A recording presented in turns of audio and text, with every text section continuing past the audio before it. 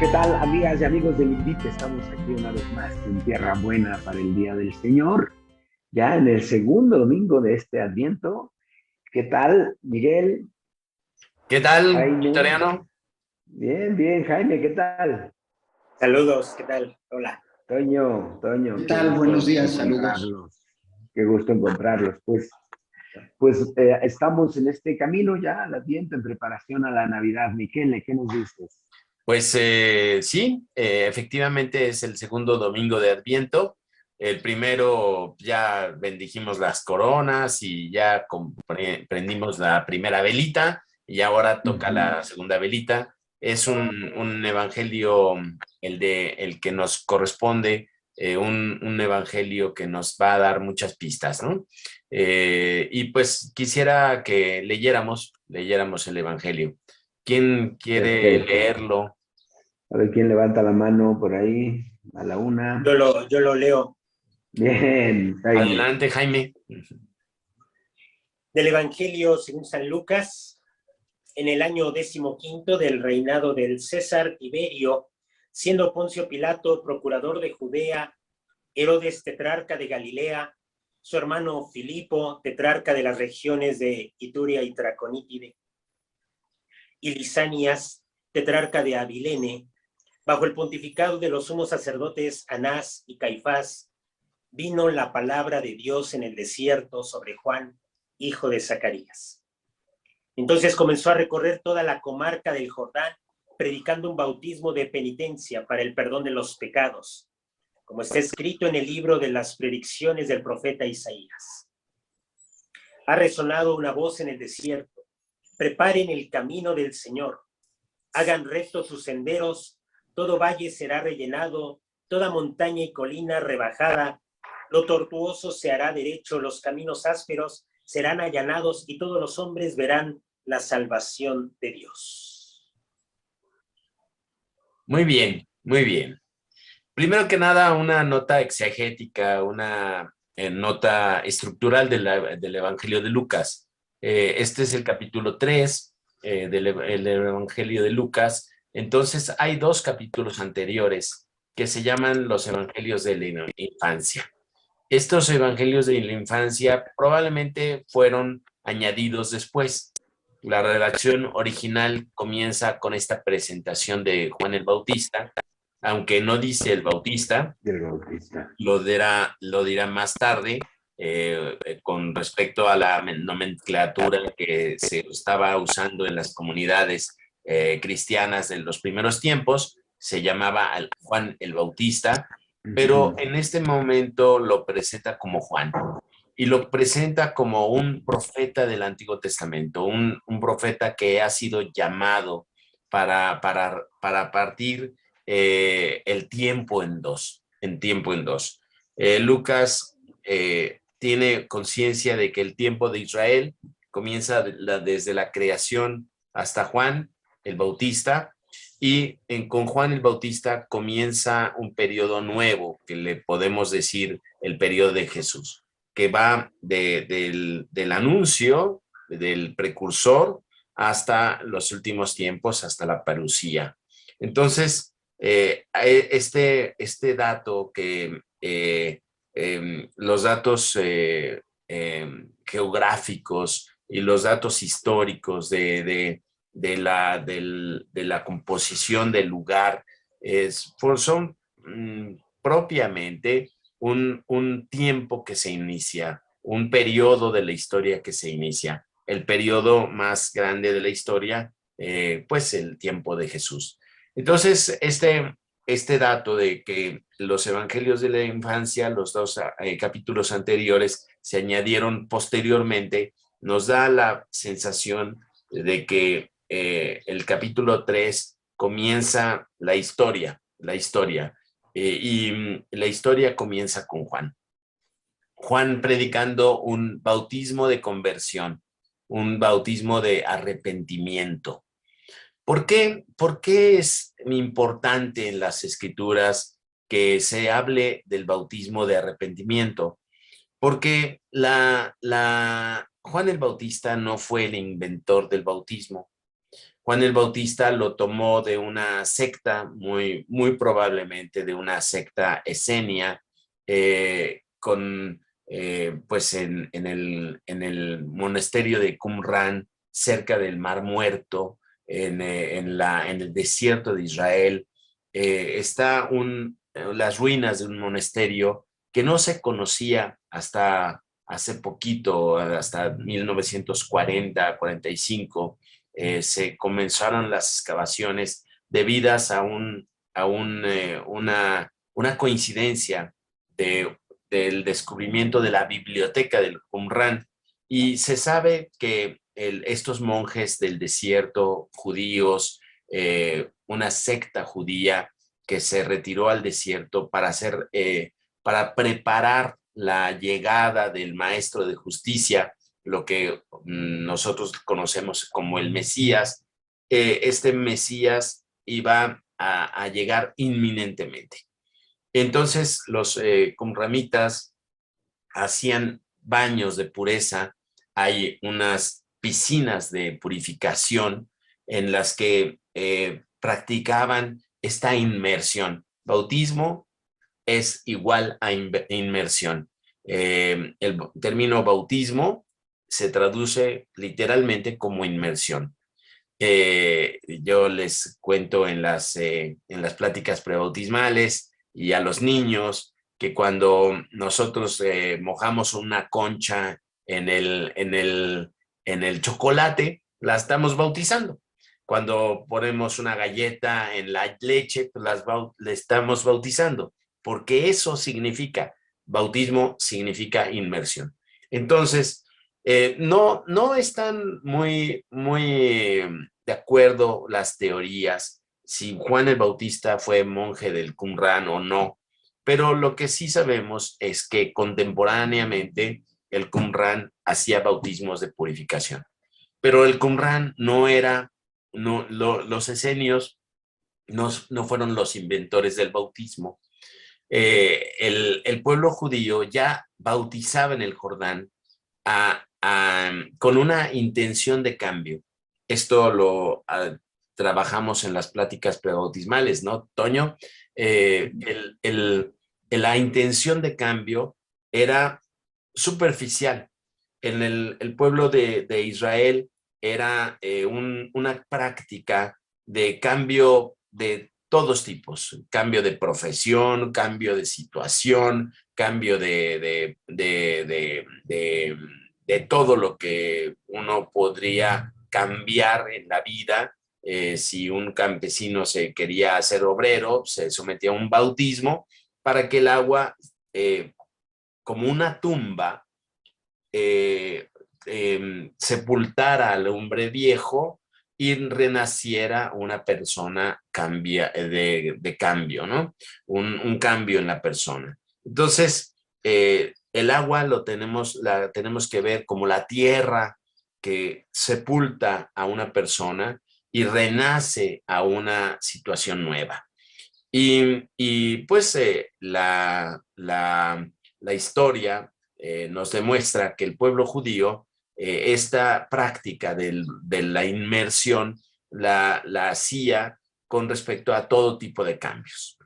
Cambio de profesión, cambio de situación, y sobre todo una iniciación. A los adultos, pues que se convertían al judaísmo, se les sometía a una práctica de inmersión, y la práctica de inmersión daba por conclusión una entrada a la alianza del Antiguo Testamento. Eso era la práctica, la iniciación y un cambio. Los esenios y Juan el Bautista agregan un componente que es la interioridad.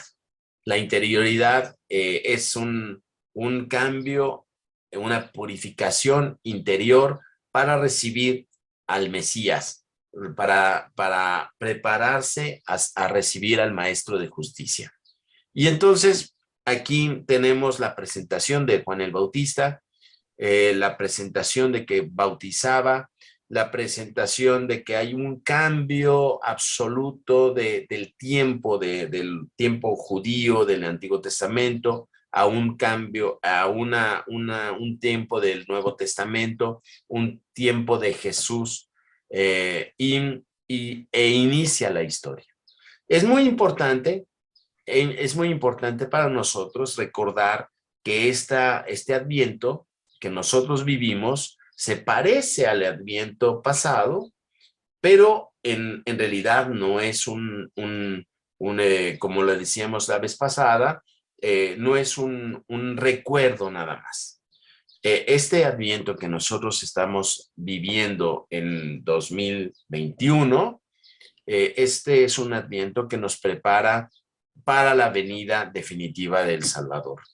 Es como una conciencia de que nosotros tenemos que purificarnos, tenemos que prepararnos interiormente, abrir nuestros sentidos al Señor que ya está viniendo. Está viniendo en los sacramentos, en la palabra de Dios, en la sacramentalidad de los pobres, en la sacramentalidad de la historia, en este movimiento que nosotros tenemos en el corazón para abrirnos a la presencia de Dios. Y este movimiento para abrirnos a la presencia de Dios en el tiempo actual nos abre para la preparación de la parusía, el momento de encuentro final. Es decir, nosotros estamos participando ya de este tiempo de Jesús. Nosotros tenemos que revivir nuestro corazón, abrir nuestra mente, abrir nuestros oídos, abrir nuestros ojos para la participación en la comunidad, en la iglesia, en el mundo, para que nosotros podamos estar como muy seguros de que el Señor viene. En definitiva, pretendo decirles que estamos en el tiempo de Jesús, en el tiempo de Jesús. Bien, hasta allí me quedo. Activa tu micrófono, por favor. Gracias, Miquel. Qué importantes datos nos das para comprender también el ministerio de Juan y el Adviento. Toño. Pues yo quisiera compartirles, ya otro día platicaremos de cómo escribe su evangelio Lucas, ¿no? Porque él detalla muy bien y nos ubica muy bien en el tiempo, en la historia, ¿no? De cuando suceden estos hechos. Pero yo quisiera remarcar lo siguiente. Yo distingo en este pasaje del evangelio como el itinerario que deberíamos seguir nosotros en este Adviento imitando a Juan, ¿no? Y relato los tres hechos, ¿no? Que yo tomo de este evangelio. Primero, Juan recibe la palabra de Dios en el desierto. Y el texto dice: vino la palabra de Dios en el desierto sobre Juan. Fíjense, la palabra de Dios, al decir sobre, es que te cubre todo, ¿no? Y como que permea desde arriba hacia abajo, ¿no? Esto es, pues, tú recibes la palabra y esta palabra la vas haciendo tuya y la vuelves historia, ¿no? Pero la palabra de Dios regularmente encontraremos en el Evangelio que está en el desierto.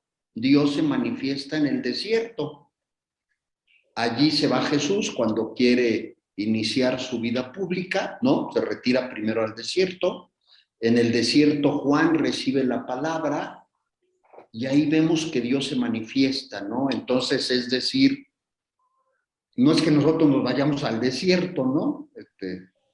Pero tenemos que, según yo, en este Adviento, hacer oración y retirarnos a esta introspección personal para prepararnos más a recibir esa palabra, que la vamos a recibir en Cristo hecho hombre, ¿no? En Jesús hecho hombre, que es lo que vamos a festejar ahora, su nacimiento ahora en unos cuantos días, ¿no?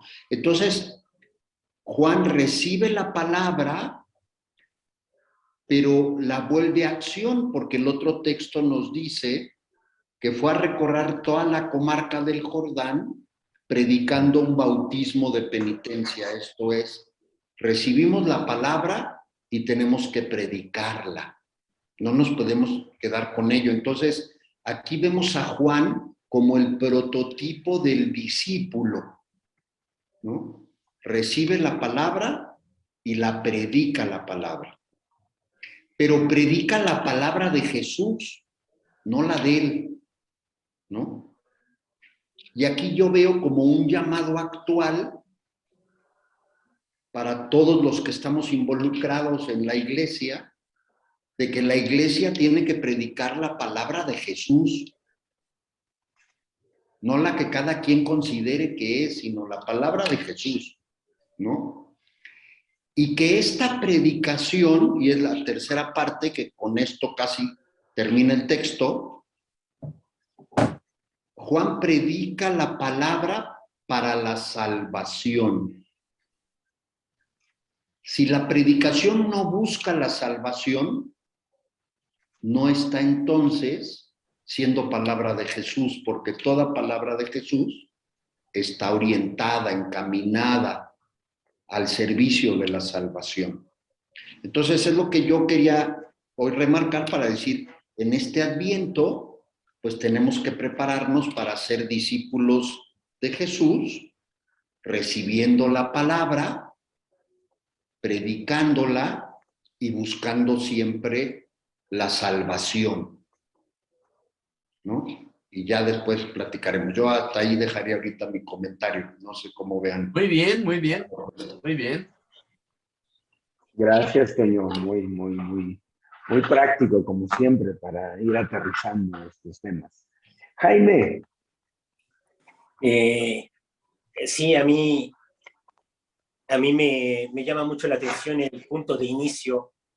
Realmente es un poco incómodo, ¿no? Porque el inicio es la penitencia, el perdón de los pecados, como que el punto de inicio es, pues, nuestra propia situación muy pecadora, pecaminosa, nuestra situación que no tiene salida, pues es nuestra propia maldad. Y ahí es anunciada la palabra de Dios. Entonces, es verdaderamente como un anuncio extraordinario. El punto de partida es penitencia, arrepentimiento, perdón de los pecados. Y cuando se dice preparar, pues yo a veces lo he llegado a entender como querer controlar la llegada de Dios, es decir, voy a tratar de hacer bien las cosas para encontrarme bien con Él, pero en realidad es estar preparados frente a Jesús. Yo a veces lo interpreto como, pues sí, empezar a reconocer lo incómodo que es el pecado, realmente lo mortal que es el pecado. Y luego ya al final dice, hagan rectos sus caminos, sus senderos, que en realidad Él es el que los va a ir haciendo rectos, porque después dice, todo valle será rellenado, toda montaña y colina rebajada, lo tortuoso se hará derecho, los caminos ásperos serán allanados, y todos los hombres verán la salvación de Dios. Es como la intervención de Dios, de un Dios que nos va a salvar de nuestro pecado. Entonces el punto de inicio yo sí lo veo como algo incómodo, como decir, tomo conciencia de mi propio pecado, porque desde ahí va a partir la salvación. Y bueno, con esto trasladado al ámbito tal vez social de los judíos, pues era, pues ya todos sus reinados bien dispuestos, ¿no? Herodes, Pilato, los tetrarcas, el pontificado de los sumos sacerdotes, todo el ámbito religioso y político, pues bien estructurado y todo, pero abajo de todo eso está, pues, el pecado, ¿no? Nuestro propio pecado, nuestra propia maldad. Abajo de todas nuestras estructuras, abajo de todas nuestras, pues todo lo que hemos estructurado a nivel social, religioso, se encuentra el hombre que está en pecado y que necesita este bautismo, necesita sumergirse. Pero el anuncio de Juan, o el anuncio que que está aquí en el Evangelio de Lucas es de un Dios que sí se acerca a salvarnos. Y para experimentar a Dios que se acerca a salvarnos, pues es tocar realmente la maldad que tenemos en nuestro corazón y entonces sí veremos la salvación de Dios. No veremos nosotros nuestra propia salvación o cómo nos salvamos a nosotros mismos, sino vemos que Dios nos salva y los caminos que Dios tiene, pues los iremos descubriendo a lo largo de este Evangelio de San Lucas, cómo Jesús se va acercando a nosotros. Por ahí yo estaría apuntando. Muy bien. Victoria. Gracias, Jaime. Me gusta mucho esta. Gracias, Miguel. Me gusta mucho esta reflexión que haces, Jaime, porque efectivamente me hace pensar en que la vida cristiana es un proceso, ¿no?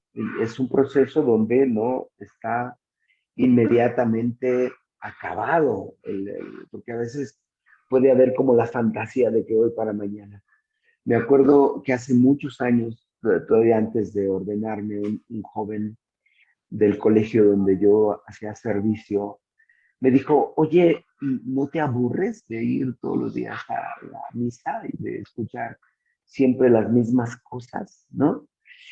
Y ahora ya repensándolo, me hace pensar cómo el ciclo litúrgico es una oportunidad para ir profundizando justamente en el misterio que nos salva, ¿no? Y cómo nos da la posibilidad de prepararnos para disponernos a que, pues, el Señor, en la medida de nuestra limitación y de la disposición, que a veces es mucha, a veces es poca, pueda ir haciendo y hacernos, como decía Toño, auténticos discípulos del Maestro, ¿no? Y entonces estamos en esta condición. Me parece que nuestra vida cristiana es siempre de adviento, porque siempre necesitamos de esta conversión más profunda, como apuntabas, Miguel, en tu reflexión, una conversión siempre más profunda.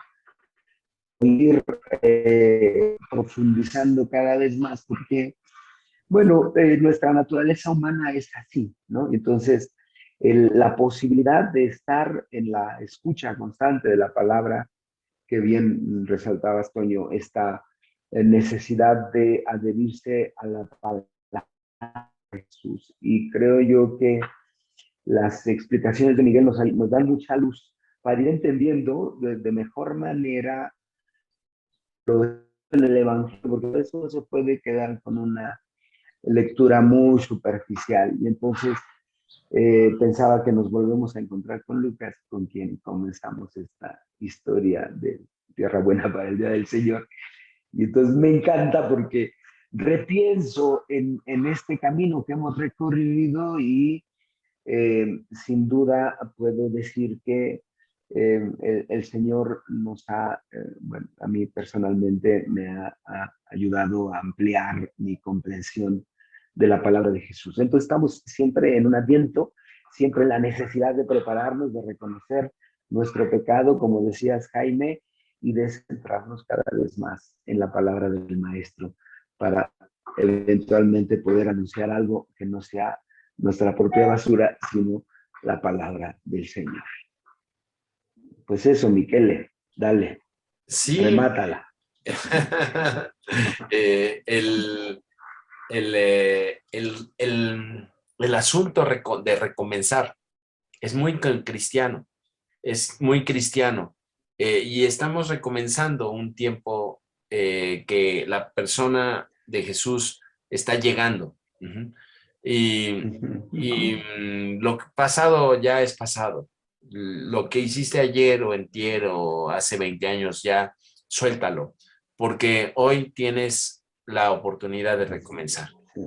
Las equivocaciones del pasado, los errores del pasado, reconócelos, como decía Jaime, la penitencia, el arrepentimiento es una memoria de las consecuencias que tuvieron nuestros actos, y no es que Dios nos haga la vida complicada ni de cuadritos, sino que nos da en este momento presente la oportunidad de ser nuevos, de ser nuevos. Y entonces, bueno, yo creo que el hecho de poder recomenzar en el tiempo de Jesús, nos da ahorita la apertura para reconocerlo, que viene y que constantemente está viniendo a través de la palabra de Dios, a través de los sacramentos, de la comunidad, de la historia, de los más necesitados. Y esta cantaleta que nosotros nos tenemos que aprender de memoria, porque reconocerlo es reconocerlo en todo. Y a través del hermano, a través de los que nos caen mal, a través de los que nos hacen persecución, a través de toda la historia, el Señor viene. Y la cuestión de allanar los montes y elevar los valles es un símbolo de que quitar lo que nos sobra. Hay muchas cosas que nos sobran, no solo materiales, también espirituales, emocionales, quitar lo que nos sobra de los celos o de la soberbia o del mal humor, quitando cosas materiales y espirituales, pues podremos preparar mejor el camino y también poniendo cosas que nos faltan. Nos falta mucha oración, nos falta mucha meditación, nos falta decirle a una persona que la queremos, que sentimos haberla ofendido, pedir perdón, agradecer. Muchas veces no lo hacemos. Yo en misa me doy cuenta que estamos tan ensimismados que ni contestamos en misa, no soltamos nada, ni nuestra voz. Entonces, pues poner cosas que nos faltan, quitar cosas que nos sobran. Esa es el modo que Juan el Bautista nos está diciendo que preparemos el camino del Señor. Pues sí. Gracias, Miquel. Pues sí, efectivamente, ahí está la invitación, amigas, amigos, para prepararnos mejor al Adviento y tener una Navidad realmente donde se encarna el Verbo en nuestros corazones, el Emmanuel, el Dios con nosotros. Y pues vale la pena pensar en esto último que Miguel nos apunta, en ir haciendo conciencia de qué nos hace falta quitar, ¿no? Y qué nos hace falta poner para poder prepararnos mejor a recibir al Señor que ya viene, que constantemente viene. Pues coméntenos, compartan, denle like o dislike, si no les parece, está bien, de cualquier modo, interactúen con nosotros y Dios mediante nos vemos para el próximo domingo. Bendiciones a todas y a todos. Bendiciones.